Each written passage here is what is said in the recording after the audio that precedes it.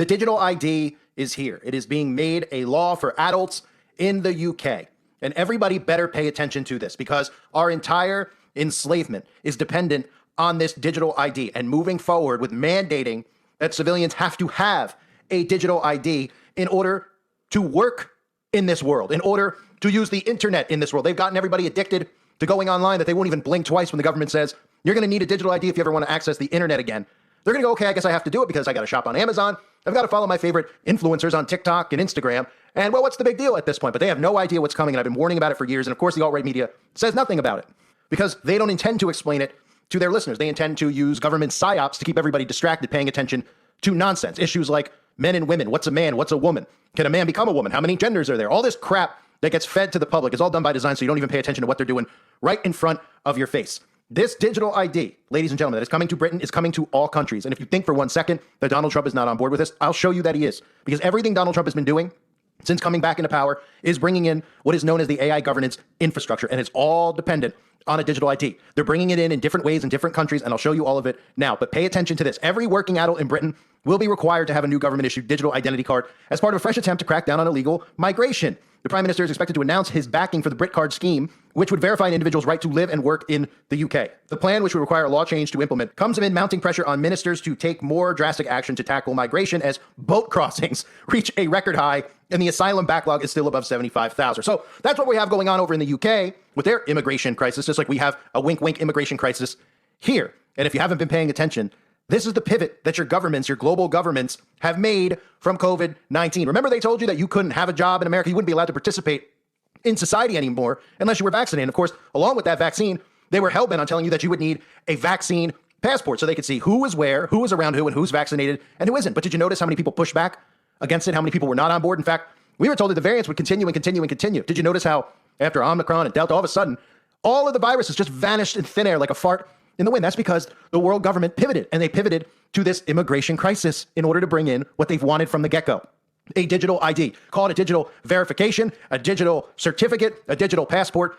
Name it what you want. It is digital enslavement, and everything going on around you that you see with the United Nations and artificial intelligence and these data centers is all about your digital ID and bio-digital convergence, the mixing of man and machine. We're in the transition now, where they are going to get people to get this digital ID, and they're not going to think it's a big deal. The government will pretend like nothing's wrong. We're not going to overstep anyone for now until everybody's on board and everybody accepts it. And of course, they've been tricking you into this with many different psyops over the last couple of years. Now, this is all about bringing in a social credit system where everything you do and say will be monitored online. People will say, well, that's something we need because of the psyops that they've created, because of the shootings, because of people committing, offing themselves, because of people bullying them online, because of some of the stuff that they've pulled in America, like Texas telling you that they need age verification because kids are going online looking at porn instead of maybe putting blockers on the computer or actually parenting your kids. Well, let's have the government parent them. Now we'll have age verification. So all these things have been deliberately done. They planted seeds in so many different ways to get you on board with a digital ID. Hate speech online, when words become weapons, how hate speech threatens democracy, right?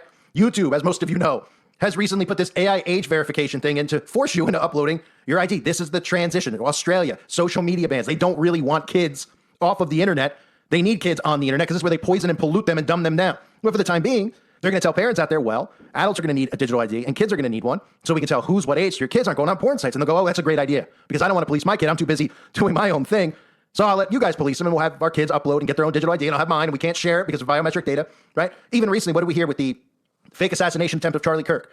How the shooter was radicalized online and he was in discords, right? Couldn't we have policed it first? Well, of course, that's what it all leads towards, is pre-crime, which is one of the big pushes that Donald Trump is putting in place with Palantir and nobody's paying attention to. How they're going to plan on arresting people before these school shootings or before mass shootings based on what they read on the internet because they're going to tell us that AI has figured out who somebody is with mental health problems and somebody who isn't. And really, this is about policing conspiracy theories and preventing a mass awakening from occurring because there's such a small amount of these goons versus the people. But if you keep the people divided over the left and the right, over the nonsense they create every day, then nobody will realize what's about to go down. And you might hear that this is just something in the UK. You don't have to worry about it in America, right? In fact, when Donald Trump goes and speaks at the United Nations, all we talk about in America, because people are so dumbed down, is who shut the escalator off. Everyone in the alt-right media, who shut the escalator off? Let's find out who shut it off. Let's fire him. Let's continue bringing in the thought police and let's fire people from their jobs if they accidentally press the off button on an escalator. Meanwhile, you might say, well, Donald Trump's not on board with a digital ID. The father of the vaccine, by the way, who has distanced himself from the vaccine and pivoted towards bringing in the AI governance infrastructure, and nobody's paid attention to it. Well, what did Donald Trump say when he spoke at the UN? Well, why don't you listen for yourself? Because he's talking about an AI verification system that everyone can trust. I'm announcing today that my administration will lead an international effort to enforce biological weapons convention. which is going to be meeting with the top leaders of the world by pioneering an AI verification system that everyone can trust. Hopefully the UN can play a constructive role, and it will also be one of the early projects under AI. Let's see how good it is, because a lot of people are saying it could be one of the great things ever, but it also can be dangerous, but it could be put to tremendous use and tremendous good, and this would be an example of that, which is going to be meeting with the top leaders of the world by pioneering an AI verification system that everyone can trust. So you could call it passport, digital ID, digital verification, digital certificate, as we've heard in the past. It's all the same thing. And Trump is there talking about preventing potential disasters, even mentioning bioweapons and biological weapons, because, of course, even though he was the father of the vax and the actual bioweapon, which was the vax, his followers are under such hypnosis because they think that they witnessed an assassination on his life in front of their eyes that he could do no wrong. The man literally claimed to be the father of the vaccine over and over and over again. He told you day one with the Stargate project that the goal was to bring in a one-and-done cancer vaccine. You see what they're doing with Big Pharma? They're moving away from Big Pharma because they're pivoting towards gene editing and saying, look, you have this disease, we're going to get rid of it forever. All you have to do is let us edit your genetic code. You know, the one unique thing that you have that God actually gave you? Yeah, we're going to edit that and manipulate, but you'll never get cancer again. You'll never get this again. You'll never get Alzheimer's disease or Parkinson's disease. So Trump details all this stuff.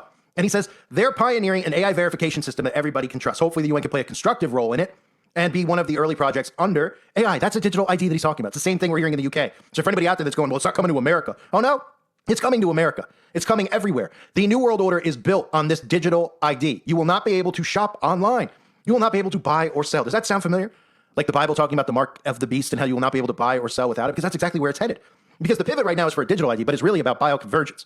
And for people out there that haven't been paying attention, well, Donald Trump is bringing in AI governance. He's building out data centers every single day. About all we hear about are these $500 billion data centers. Nobody goes, what are these things, right? The rise of the data center. Hey, these data centers are going to suck out our resources. Don't worry about it. What are they? I don't know. Right. The data center is you. This is the surveillance state that Trump is bringing in. It's not just every piece of data that we've already given to the internet. It's the future data, because every single thing is going to be recorded around us, and it's all going to be kept in these data centers to be used against you. If you haven't paid attention, part of their system is blackmail. This goes back to Freemasonry. They blackmail one another. That's how they keep all of their secrets. That's how these guys don't come out in the public and go, hey, I was a 33rd degree Freemason, and I'm not going to do it anymore because they tried to get me to perform a disgusting act with a child. Well, you say that, you'll be gone quick. He won't even have a chance to say it on the internet or anywhere else. It's a blackmail system, and soon it'll be used against you. Now, as I mentioned, the thing that people don't pay attention to is with COVID, everybody's brain automatically goes to the poison, as it should. Obviously, I was exposing it before it even happened, the plan to get the nanotech inside of your body. So everybody's paid attention to the poison. Everybody realized, wow, vaccines, I'm not going to get my kids vaccinated. They pivoted. But pay attention to some of these quotes from Tony Blair to Bill Gates. The whole purpose of COVID was about more than just depopulation and getting you vaccinated and running these experiments with connecting you to the internet of bodies, okay? It was also about bringing in a digital ID. And that's all they were really talking about, but nobody was paying attention to it. Here's just some quotes talking about the digital ID and how with this digital passport, we'll know who's vaccinated and who's not. They didn't expect the response that they got, which is why they made clean sweeps on the internet. You know, people like me and people like you, we got wiped out from talking about it because we were having too much of an influence because we were speaking common sense. So at the time, a lot of the alt-right media, we know Fox News was telling everyone, well, we're not telling you should lose your job over it, but what we're saying is we all have it here. Well, that's another mind control tactic, persuasion. Oh, well, NBC and CNN might be saying you should lose your job. We're not. We're saying it's the smart right thing to do, but all the media was telling everyone to get it. The alt-right media was telling people to get it because Donald Trump was the one who created it with Operation Warp Speed. But here they are, just a reminder about the digital ID, because most people forget that was the big plan with COVID, in addition to obviously depopulation. This issue to do with the technology and the digital infrastructure, I just want to emphasize how important I think that is, because in the end, you need the data.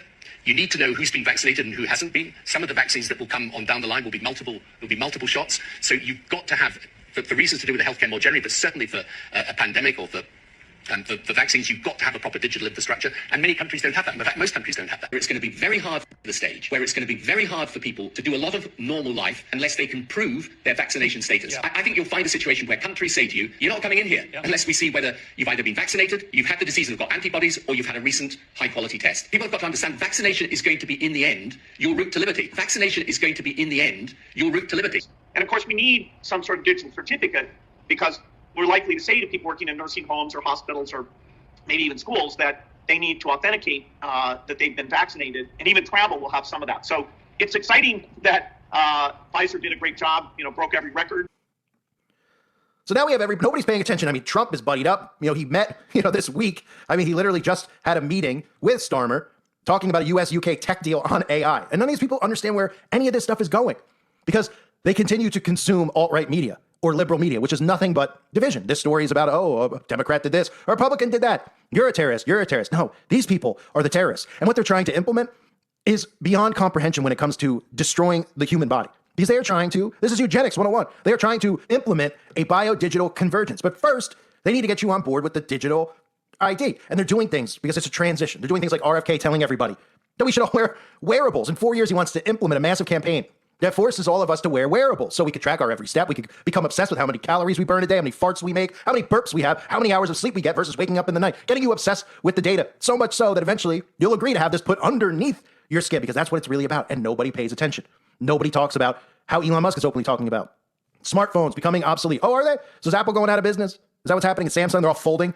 No one's going to use a cell phone anymore. Great. That sounds great. We'll have a lot less cancer deaths from radiation exposure. Oh, that's not what he means. He's talking about BCIs, but most people go, I don't know what that is. Oh, BCIs like the Neuralink. You know, all you hear about the Neuralink is how it's saving lives, people with Alzheimer's, all these fake stories that are out there about the people who are getting the Neuralink now and how it's saving their lives. I've covered extensively, which all the videos are available on the website. Some of these clowns, they just rolled out a girl recently. It's so fake. Her entire Twitter account is her promote. Look, I can draw now. I wasn't able to do anything. My brain is interacting with the screen like telekinesis and telepathy. And look, I can do this. And everyone says, oh, it's a cute girl. Oh, she could do this. It's so great and wonderful. Right until they start telling you, hey, you know, you don't need to have a disease to have this. You could live easier. You could be just as smart as AI, because we're telling you that AI is going to replace you. Have you noticed? They're telling you AI is going to take your job. But if we have super intelligence, which is you mixed with machine, and them actually being inside of your body, well, then you'll be able to work and you'll be able to be a key contributor in their society, right? And he's not the only one who's talked about it. I've covered every one of them. Zuckerberg, the end of the mobile phone. Nobody goes, well, what's the replacement? What's the replacement? Well, it's hacking humans. It's getting this tech underneath your skin. Let's let Yuval Harari remind you, and Klaus Schwab, and all of these non-humans who constantly have been talking about since COVID, how COVID was so great because it would allow the government to get underneath the skin so we could track data on what's happening under your skin. What do you think Trump's talking about? He's talking about bioweapons and biological warfare in case there's another outbreak. The government wants to have something safe. They can access underneath your skin, allow them to get under your skin. I mean, they literally get under most of our skin every single day if you're actually awake and you can see what liars and deceivers they are. But no, they literally want underneath your skin because it's about hacking humans. This digital ID is leading to this bio-digital convergence. COVID is critical because this is what convinces people to accept, to legitimize total biometric surveillance. If we want to stop this epidemic, we need not just to monitor people, we need to monitor what's happening under their skin. Their body temperature. Like we walked in here, we had to go through a body temperature test. Well, I think maybe in a couple of decades when people look back, the thing they will remember from the COVID crisis is this is the moment when everything went digital. And this was the moment when everything became monitored. That we agreed to be surveyed all the time, not just in authoritarian machines, but even in democracies. And maybe most importantly at all, this was the moment when surveillance started going under the skin. The biometric sensor. It's the thing, it's the gadget, it's the technology that converts biological data into digital data that can be analyzed by computers. And having the ability to really monitor people under the skin, this is the biggest game changer of all. With this kind of surveillance, when you watch the big president, the big leader, gives a speech on television, the television could be monitoring you and knowing whether you're angry or not, just by analyzing the cues, the biological cues coming from your body. So people are now watching us online, all over the world, this conversation. Now, maybe even right now, the people who are watching us are being watched and analyzed. And the thing is, it's not just you're now watching this. The thing is, we know that you're watching this and we also know how you feel. Are you angry about what you hear? Are you frightened? Are you bored? This is the kind of power that Stalin didn't have. When Stalin gave a speech, everybody, of course, clapped their hand and smiled. Now, how do you know what they really think about Stalin? It's very difficult. You can't have a KGB agent following everybody all the time. Even if you do it, he's just watching your outside behavior. He doesn't really know what's happening in your mind. But in 10 years, the future Stalins of the 21st century, they could be watching the minds, the brains of all the population all the time. And also they will have the computing power to analyze all that. It's not just having an agent following everybody all the time. The agent in Stalin's days writes a paper report, and you have these millions of paper reports piling up in Moscow. Somebody needs to read them, to analyze them. That's impossible. Now you don't need human agents. You don't need human analyzers. You just have a lot of sensors and an AI which analyzes it, and that's it. You have the worst totalitarian regime in history. And COVID is important because COVID legitimizes some of the crucial steps, even in democratic countries. The really big thing is hacking human beings. To hack human beings, you need a lot of biological knowledge, a lot of computing power, and especially a lot of data. If you have enough data about me, and enough computing power and biological knowledge, you can hack my body, my brain, my life. You can reach a point when you know me better than I know myself. And once you reach that point, and we are very close to that point, then democracy, the free market as we have, and actually all political systems, also authoritarian regimes, we have no idea what happens once you pass that point. Now, in the past, many tyrants and governments wanted to do it. But nobody understood biology well enough, and nobody had enough computing power and data to hack millions of people. Neither the Gestapo nor the KGB could do it. But soon, at least some corporations and governments will be able to systematically hack all the people. We humans should get used to the idea that we are no longer mysterious souls. We are now hackable animals. Data might enable human elites to do something even more radical than just build digital dictatorships. By hacking organisms, elites may gain the power to re-engineer the future of life itself. Because once you can hack something, you can usually also engineer it. And if indeed we succeed in hacking and engineering life, this will be not just the greatest revolution in the history of humanity. This will be the greatest revolution in biology since the very beginning of life 4 billion years ago. For 4 billion years, nothing fundamental changed in the basic rules of the game of life. All of life, for 4 billion years, dinosaurs, amoebas, tomatoes, humans, all of life was subject to the laws of natural selection and to the laws of organic biochemistry. But this is now about to change. Science is replacing evolution by natural selection with evolution by intelligent design. Not the intelligent design of some god above the clouds, but our intelligent design and the intelligent design of our clouds, the IBM cloud, the Microsoft cloud. These are the new driving forces of evolution. And at the same time, science may enable life. After being confined for 4 billion years to the limited realm of organic compounds, science may enable life to break out into the inorganic realm.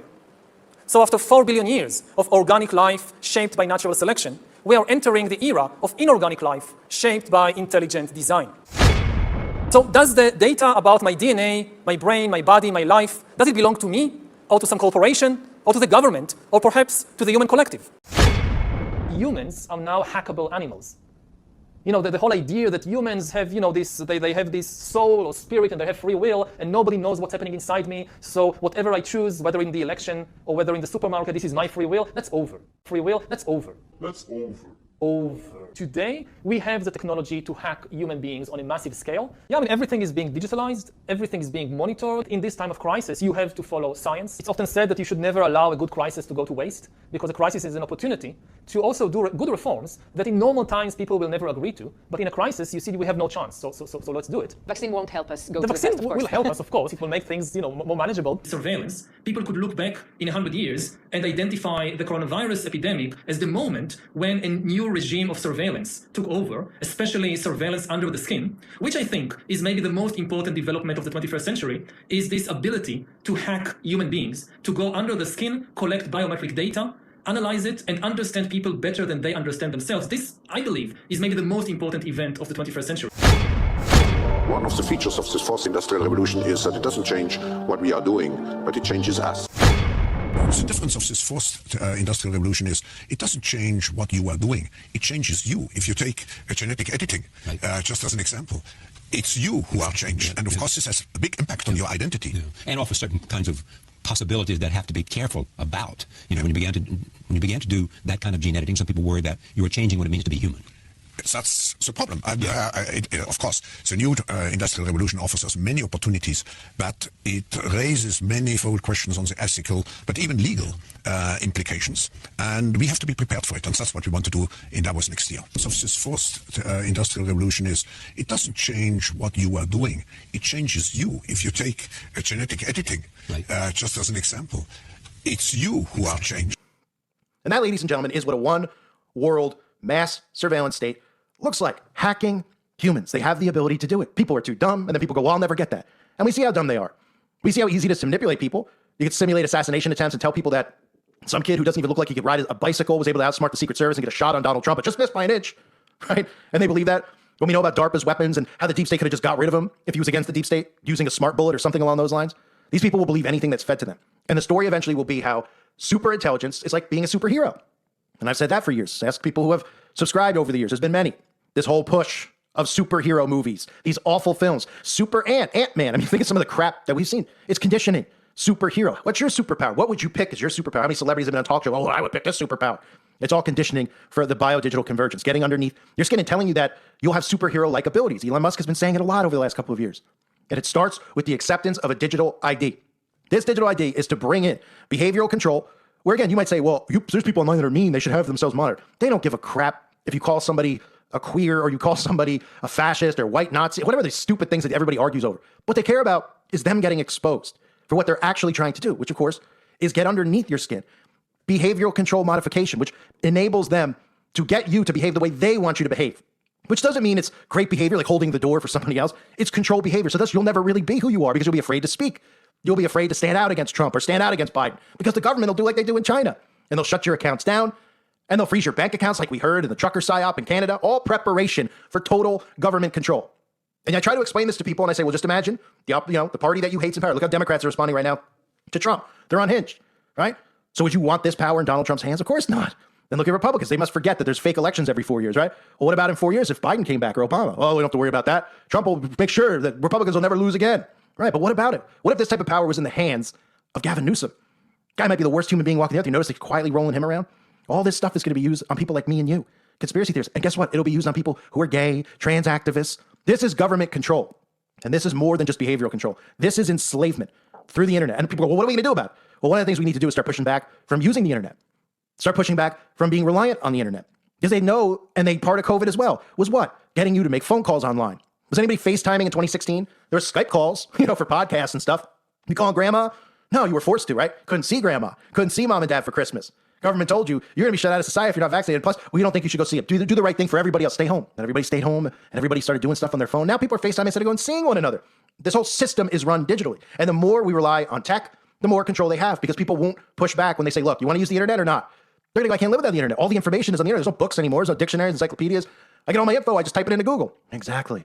They have worked society over the last 20 years into being so dependent on technology. And none of these people realize that it's not only going to be the beginning of their enslavement when they force these things into place, but they're going to be changing what it means to be a human, as Klaus Schwab said. Gene editing takes away the one specific thing that you have. Nobody mentions that. What's the one thing you have? Watch a crime show. What do they tell you? Well, we didn't have much evidence, but we had the guy's DNA. Well, that's a slam dunk, right? He had his DNA. Only he could have it. Had to be him unless he had an identical twin. They might have the same DNA, but other than that, we got the guy, right? His DNA is there, right? Because it's unique to you. And this changes you, as Klaus Schwab said. And this digital ID is biometric convergence. And once they edit who you are, you're no longer a creation of God. You're no longer unique to God. You're then under the control of them. Thus, Revelation chapter 13, verse 17, no man might buy or sell save he that had the mark or the name of the beast or the number of his name. Isn't that interesting? www, the World Wide Web, 666, CERN, the creator of the World Wide Web, 666, clearly visible in their logo. Revelation chapter 13, verse 18. Here is wisdom. Let him that hath understanding count the number of the beast, for it is the number of a man, and his number is 666. All of this is around us and very clear to anybody who pulls themselves out of the matrix, anybody who pulls themselves out of the left-right divide.